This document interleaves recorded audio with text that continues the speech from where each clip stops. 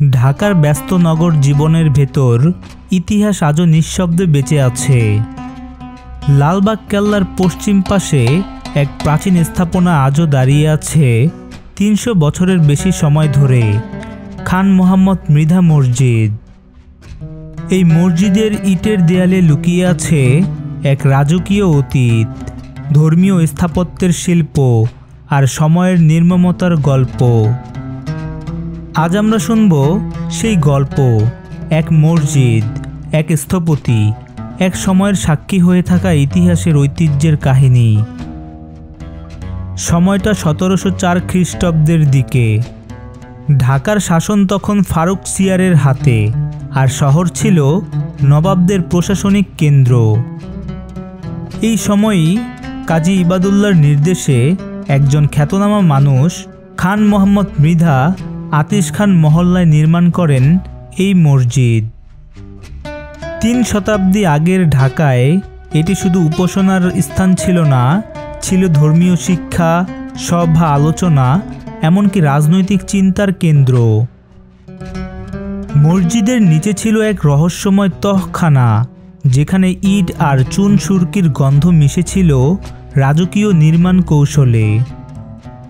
এই ভূগর্ভস্থ ঘরগুলো শুধু গঠনগত সৌন্দর্য নয়, বরং প্রতিরক্ষা ও ঠান্ডা রাখার ব্যবস্থা হিসেবেও ব্যবহৃত হতো। তখনকার দিনে এই ধরনের স্থাপত্য মানে ছিল বুদ্ধিমত্তা, সম্পদ আর বিশ্বাস। মসজিদের উত্তর পশ্চিমে ছিল একটি ছোট মাদ্রাসা, যেখানে মাওলানা আসাদুল্লাহ ছাত্রদের শেখাতেন ফিকহ, দর্শন, যুক্তিবিদ্যা, আরবি ও ফার্সি ভাষা। এই মাদ্রাসায় অর্থায়ন করত তৎকালীন নবাবরা।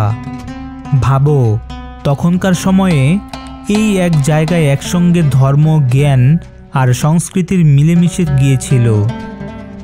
যেখানে আজ আমরা ভ্রমণ করি, ছবি তুলি, সেই স্থানে একসময় ছিল জ্ঞানের এক জীবন্ত কেন্দ্র। খান মোহাম্মদ মৃধা মসজিদ শুধু একটি প্রার্থনার ঘর নয়, এটি এক শিল্পকর্ম।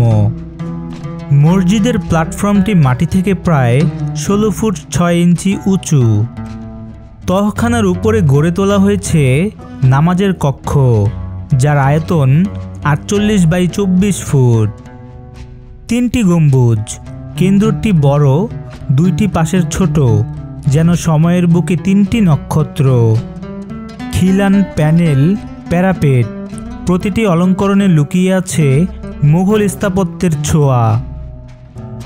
দক্ষিণ দিকের সূর্যের আলো যখন গম্বুজে পড়ে, মনে হয় মসজিদটা যেন সোনালি আবরণের নিচে ঝলমল করছে। মসজিদের পূর্ব পাশে রয়েছে এক মনোরম বাগান, যেখানে মৌসুমি ফুলের গন্ধে ভরে থাকে সবসময় বাতাসে। একজন নিযুক্ত মালি প্রতিদিন যত্ন করে এই বাগান রক্ষা করেন। এখানে আছে এক প্রাচীন কূপ, যেখান থেকে একসময় অজুর পানি নেওয়া হতো। বাগানের দক্ষিণ প্রান্তে দাঁড়িয়ে আছে এক পুরনো খেজুর গাছ, যেখানে সময়ের সাক্ষী নীরবে বলে যায় অতীতের কথা। ১৯১৩ সালে ভারতীয় প্রত্নতাত্ত্বিক জরিপ এই মসজিদকে ঐতিহাসিক স্মৃতিস্তম্ভ হিসেবে ঘোষণা করে। কিন্তু তখনই শুরু হয় ভাঙাগড়া মেরামত আর অসচেতন পুনর্নির্মাণের দুঃখজনক ইতিহাস। একসময় মসজিদটি ধ্বংসপ্রাপ্ত হয়ে পড়েছিল, তারপর ধীরে ধীরে পুনর্গঠন হয়, কিন্তু মূল সৌন্দর্য হারাতে থাকে।